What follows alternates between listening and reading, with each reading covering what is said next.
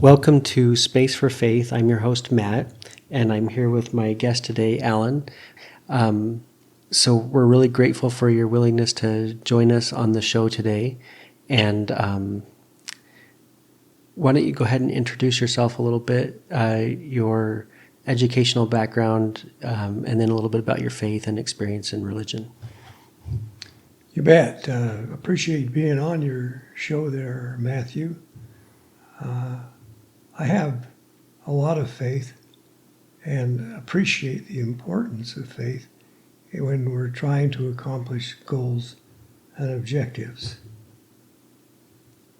I have a bachelor's degree in psychology with a minor in business management from Weber State University in Ogden, Utah, and a master's degree in organizational behavior from Brigham Young University in Provo, Utah.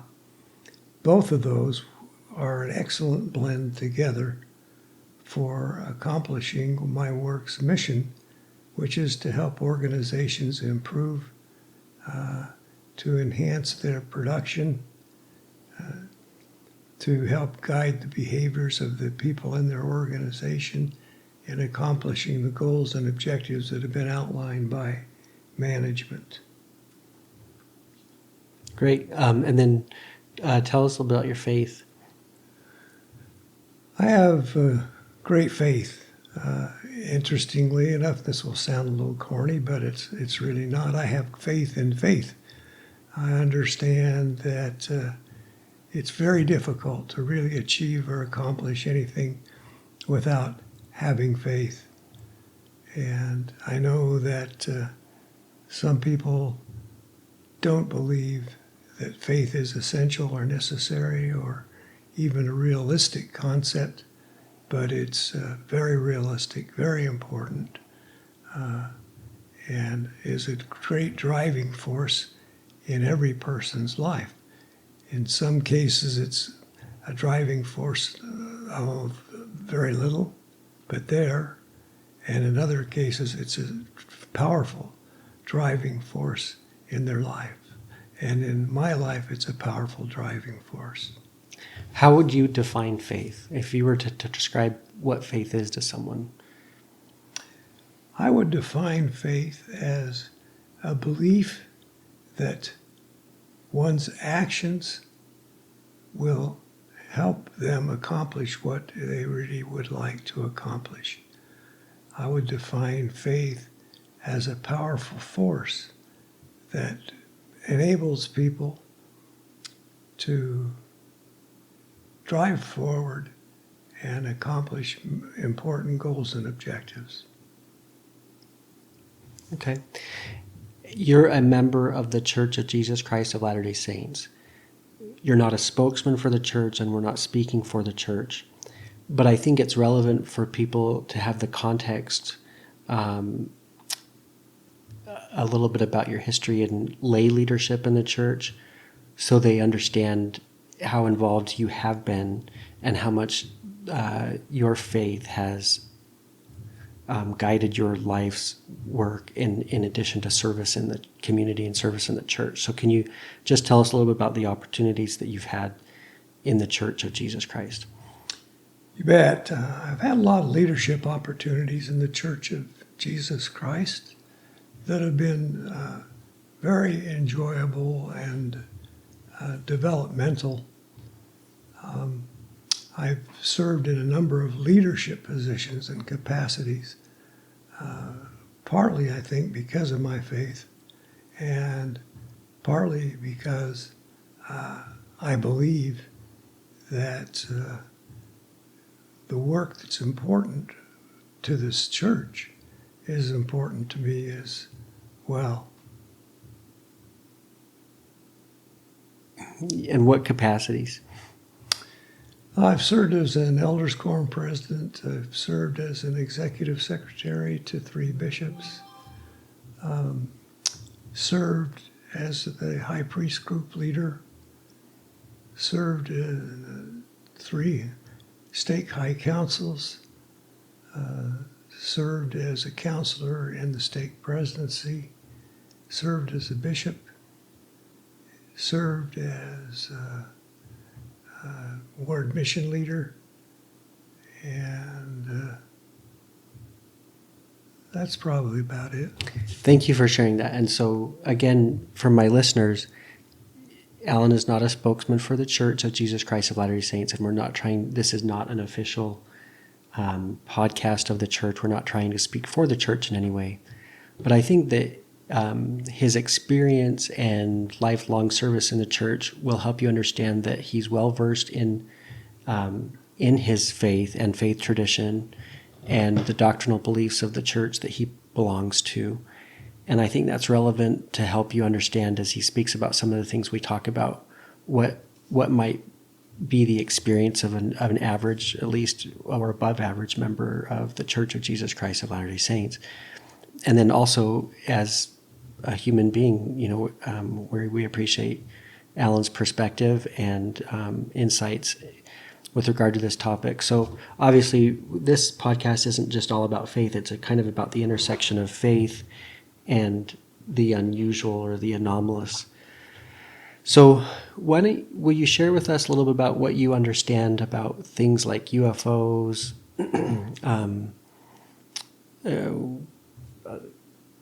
extraterrestrials, and just kind of where you're at in terms of your beliefs with regard to those things?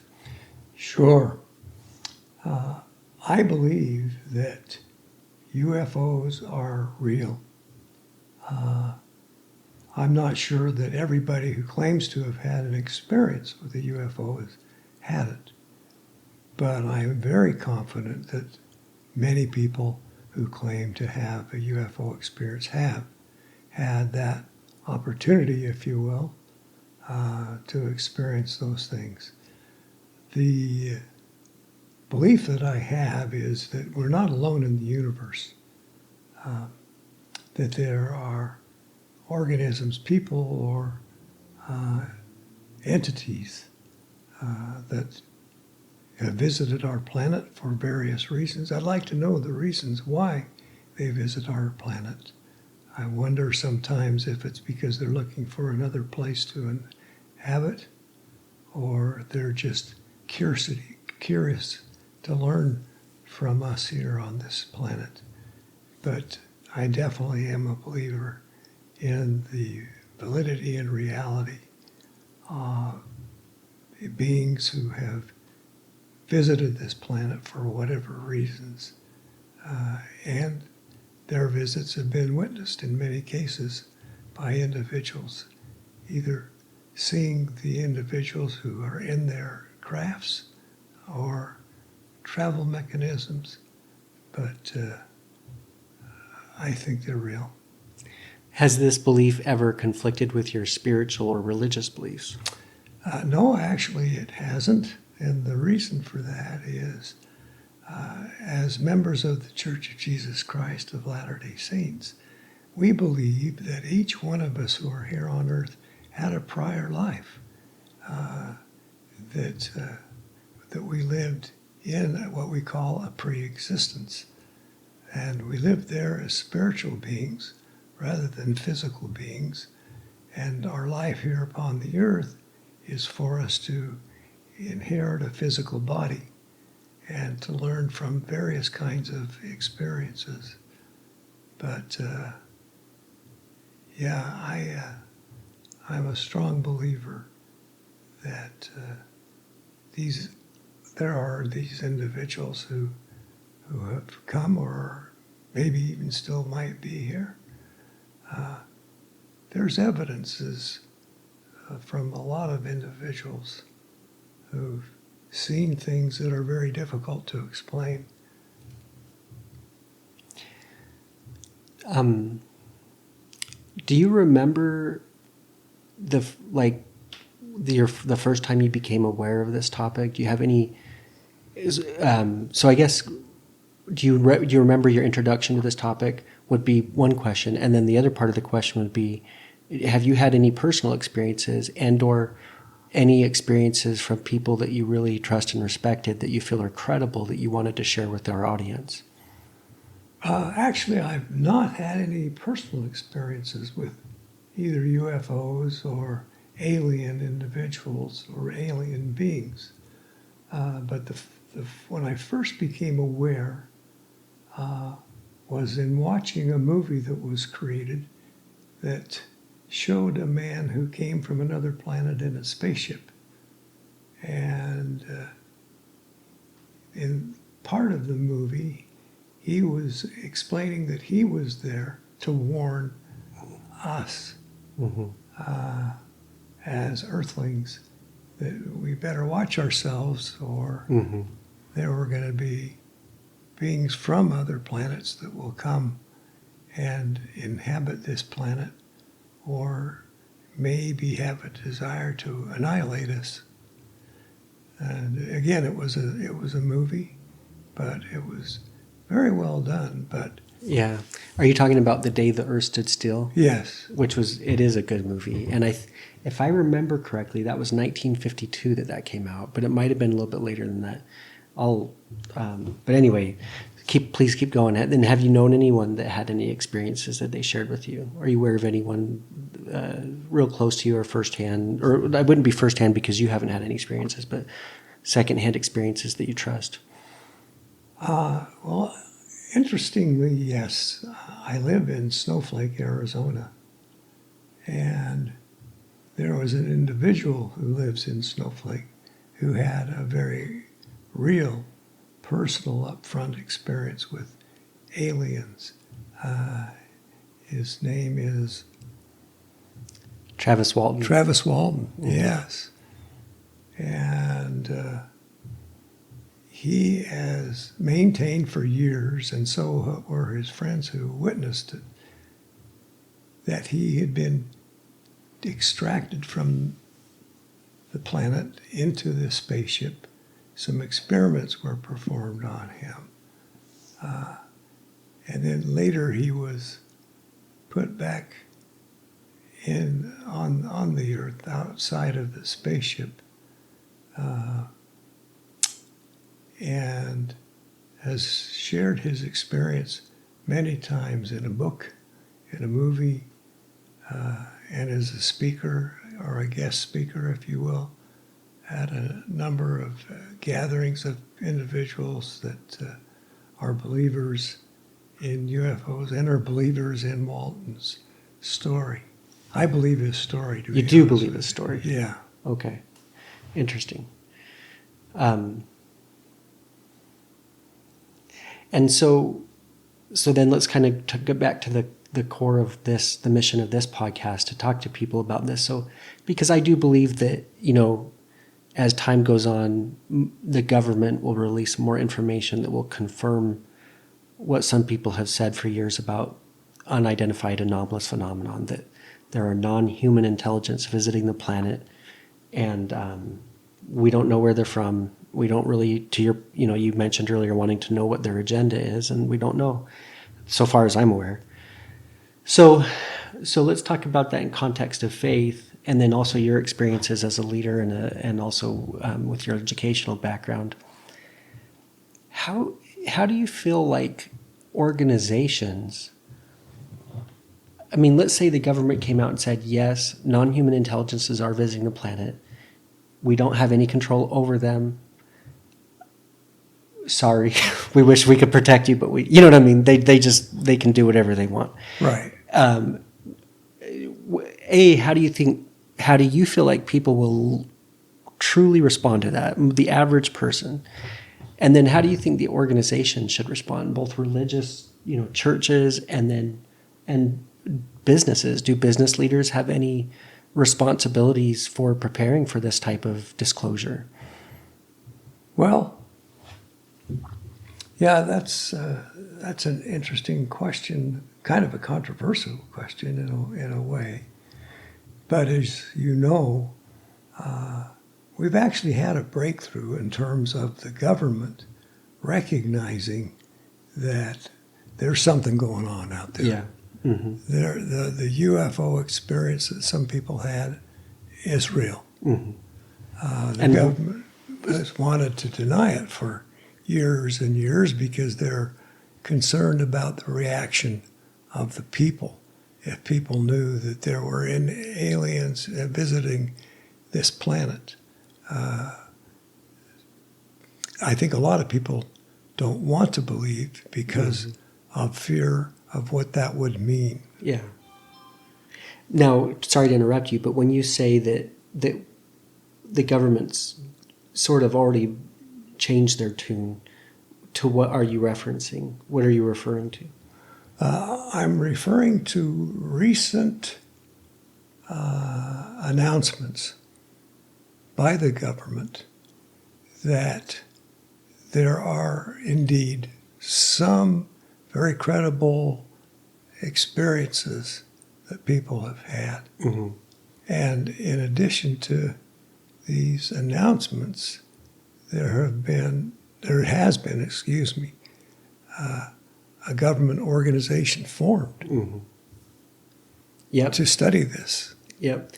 And so for our listeners who may be unaware, I think what Alan's referring to is the 2017 article in the New York Times by Ralph Blumenthal and Leslie Kane about UFOs. And so they should, if this is an interesting topic to you that you haven't looked into that, I'd encourage you to read the article. And also, there were 3 videos released around that time of identified aerial phenomenon, which, as Alan pointed out, have been acknowledged by the government as being legitimate, unidentified craft. They're real video obtained by military assets, and we don't know what they are. And so this is a confirmation that, UFOs exist. They're still not admitting any knowledge of what they are, why they're here, what they're doing. But the question of whether or not there are unidentified flying objects is really case closed. I mean, that's been acknowledged. That's kind of what you mean? Yes. Right? Okay. Yeah, exactly. Well, and then too, we have some very highly identified experiences, such as Roswell, New Mexico, Mm-hmm. where there was a crash, supposedly, of an alien vehicle, and that there were actually some beings who were in that vehicle that were captured, if you will. Mm-hmm. And there are individuals who personally witnessed that and personally witnessed these beings, witnessed the beings being brought to a facility in Roswell where they were interviewed, asked questions about why they are here and what their mission is. And that whole experience with Roswell is under suspicion by some, but really there are highly credible individuals who were involved in meeting with and interviewing these alien beings that were extracted from this craft. So do you believe that that the incident at Roswell was the crash of a non-human intelligence craft? I do. Okay. So let's go back to the question of organizations, churches and so forth. People, let's say this information becomes more widely known, or that there's a press conference and they say aliens are real, or some, it's just a more shocking announcement, something with higher risk for what some people have referred to as ontological shock, or just such a massive paradigm shift for some people who may not have previously considered these things. How do you recommend that pastors or ministers or organizations respond to people's anxieties or questions?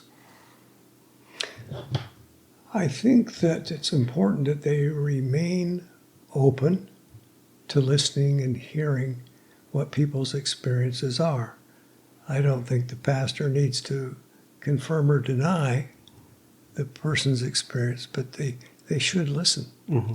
should be open to what people have to say about their experience rather than just closing the conversation down and treating individuals as though they're nuts. I mean, they might be. But Yeah. And then what about businesses? How, think about businesses in response to this type of thing. I mean, Apple, Google, Microsoft. How do you perceive them? I think the role of Google, Microsoft, and other high-tech companies is not all that clear right now, but I think it's going to become much more clear as we move down the road, because as these technologies increase in their power and ability to reach out into space, perhaps eventually to inhabit a planet like Mars, etc., that lends some validity to the importance of these organizations being willing to share their experiences from what they have learned, perhaps, in their assistance to explore space.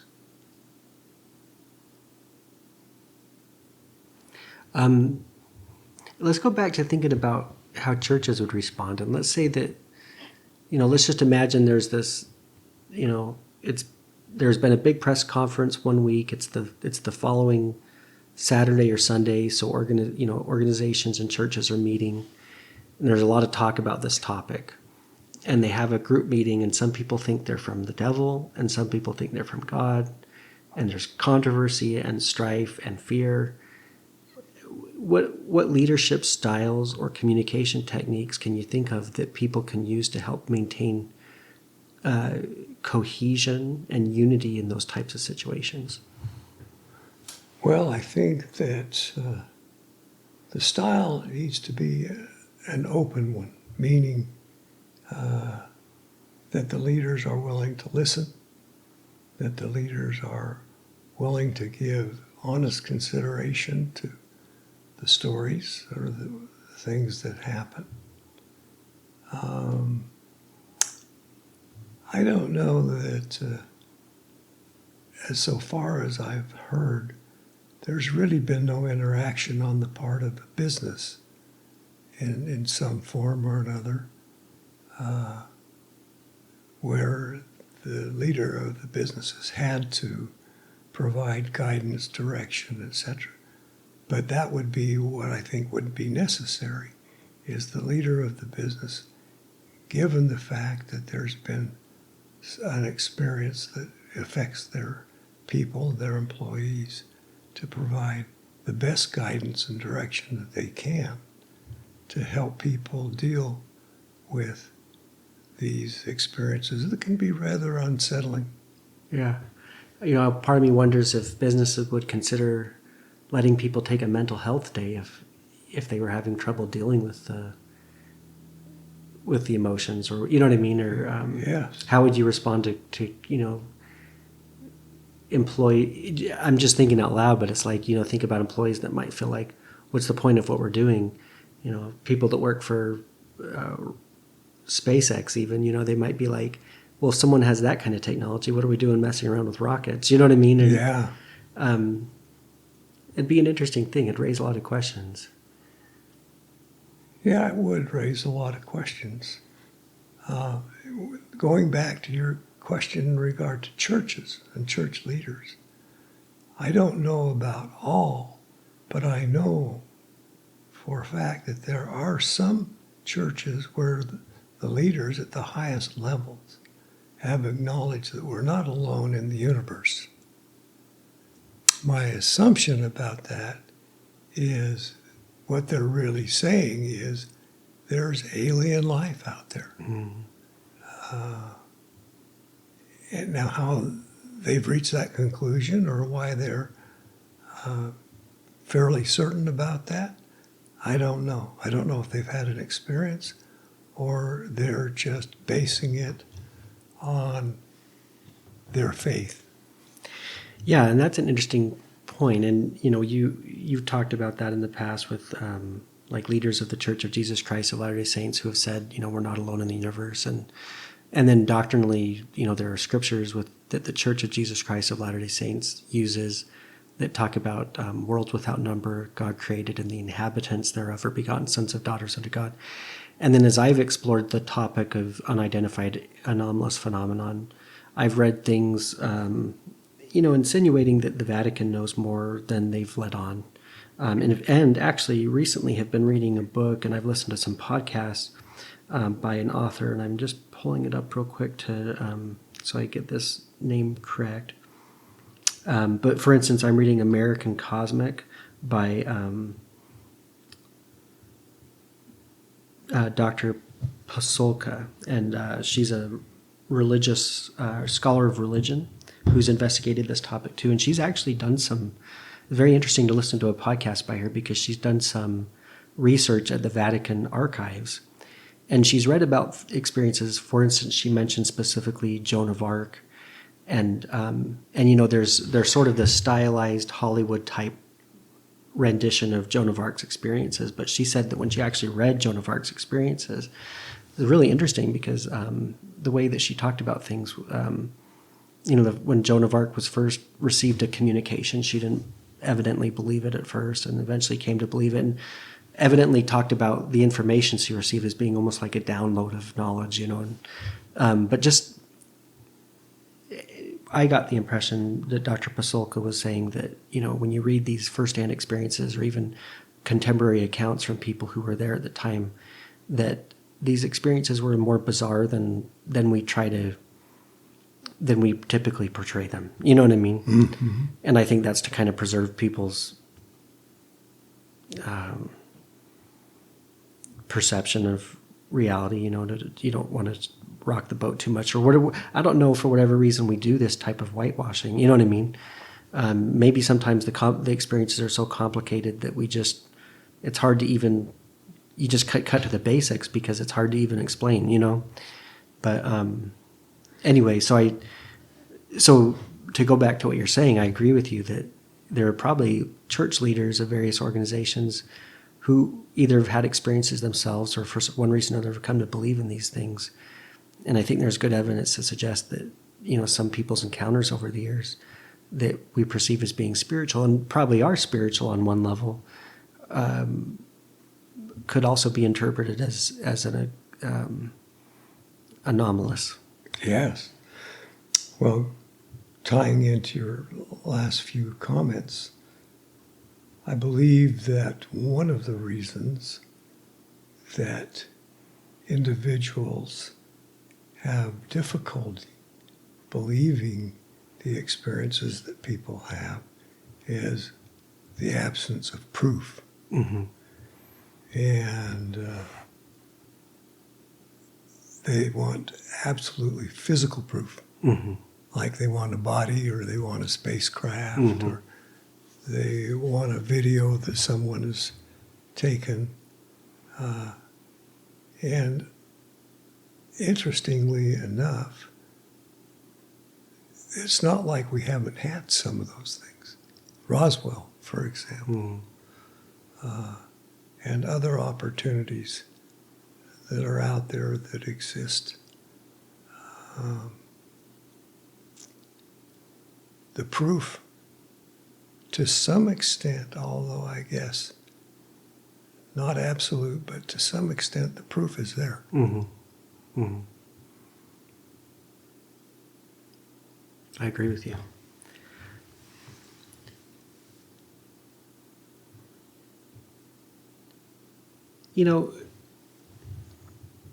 I'll express that my experience growing up in the Church of Jesus Christ of Latter-day Saints, we don't talk about UFOs at church. You know what I mean? We talk esoterically about the thought that we believe there's, that God's created worlds without number, but we don't really go too deep into that. And I think that if I were to bring up this topic at church, I feel strongly that people would be like, "Oh my gosh, weirdo!" You know what I mean? Like Yeah, yeah.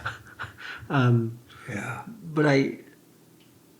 But yet, our last guest mentioned, and all truth can be circumscribed into one great whole. So like, we believe truth is truth is truth. You know what I mean? And I mean, do you think there's, I guess there's really no reason for this to be discussed at church, but if there were people that wanted to talk about it at church, do you think that sort of thing should be welcome? Or do you think it should be, you know what I mean, just kind of glazed over? Yeah. Well, I think it's probably in the best interest to reserve those conversations in their own homes or some other place other than at the church. Not because they wouldn't have good intentions and right intentions, but people just hold that in suspicion and suspect, you know. Mm-hmm. There's enough opportunity for people to have their faith challenged without getting into these kinds of conversations. Mm-hmm. So, and I think that you've touched on this with your comments thus far, but let's cut back to it and be a little more specific. And I'd be interested to get your perspective on this, because you've been a bishop, you've been an elders quorum president, you've been in a stake presidency. So let's say you had a member of the church come to you and they said, I want to tell you something I haven't told anybody before, but I'm really struggling with it. I have these nightmares that I'm taken from my room at night, and at first I thought maybe they were just nightmares, but I found that I have scars on my body that are unexplainable, or I've had missing time. Sometimes I wake up and my pajamas are on backwards. And these are types of things people actually report. I'm not pulling this out of thin air. This is the types of experiences that people claim to have when they claim extraterrestrial abduction type experiences. We say extraterrestrial, and we're trying to, the UFO community is trying to move more towards non-human intelligence, because some people suggest they might just be interdimensional or time travelers. Bottom line is we just don't know what's going on. But obviously there's some people that claim to have these experiences. What would you say to someone? And you know what I mean? In this confiding in you, this belief or fear, as a religious leader. Well, I would listen. Mm-hmm. And do my best to offer an open mind to what they have to say and what their experience has been.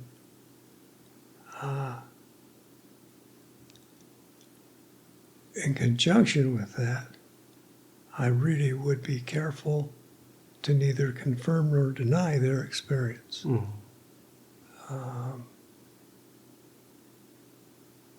And why do you say that?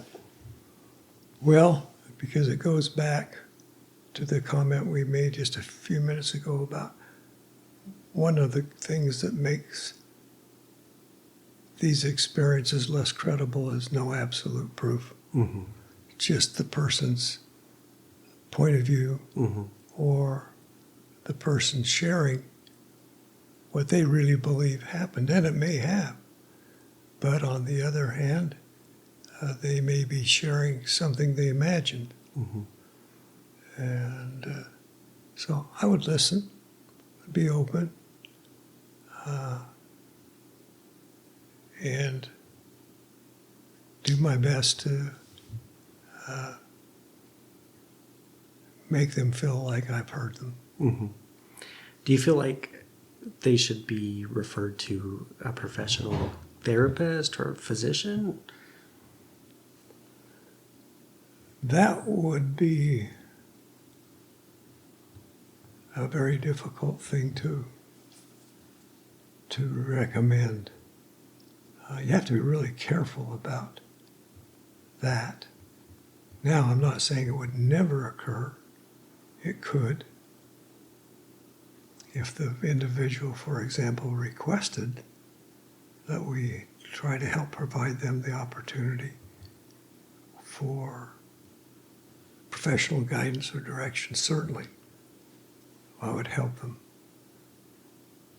but I would be very careful about suggesting they need professional help or guidance. And I appreciate that and respect it. And maybe just for the listener, help them understand your thought process a little more. Why would you be so careful to suggest it unless they requested it? Well, they could feel discredited. Mm-hmm. Mm-hmm. They could feel like I was viewing them as crazy, Mm-hmm. when neither of those things might be true. But they could feel that way. Yeah. And then I would imagine that a well-intended religious leader could resort to their normal tools and recommend things like prayer or fasting. Mm-hmm.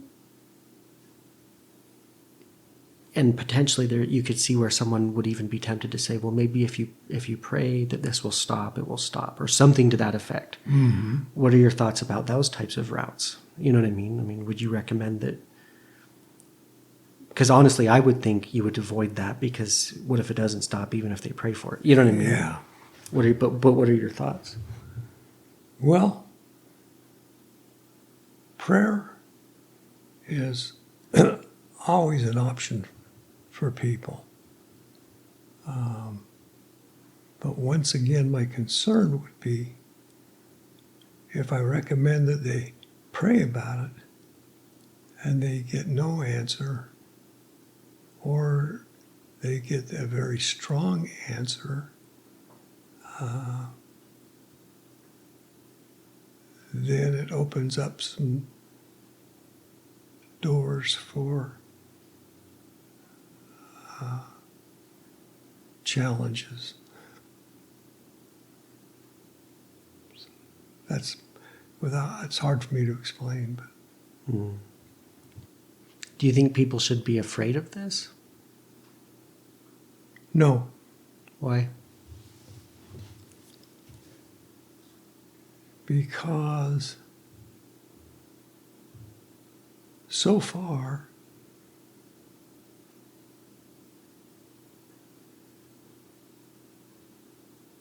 the risk to people has been very, very remote or non-existent. Mm-hmm. And so until there was some evidence that that's changed a lot, then there's no point in people worrying. Yeah. Do you have any other thoughts that you wanted to share? No, that's about it. Thank you for asking me to visit with you. Yeah, I appreciate it. I really appreciate your time and your insights and your thoughtful answers. I feel like you've made some wonderful points and stirred my thoughts a little bit, and also, it's reassuring to hear that you suggest we don't fear it. Then I think that's something that is important. So, well, thank you for coming on the show. Do you have anything else you want to say? No, just thanks again. This has been Space for Faith, and today our guest was Alan, and I'm your host, Matt. Thank you for listening. Editing was performed by your host, Matt. Web hosting is by Spotify for podcasters. The intro music was Here For You by artist Ketsa, and the outro music was Quiet Outro by Rozakal. Both are licensed free to use with attribution and were found on Free Music Archive.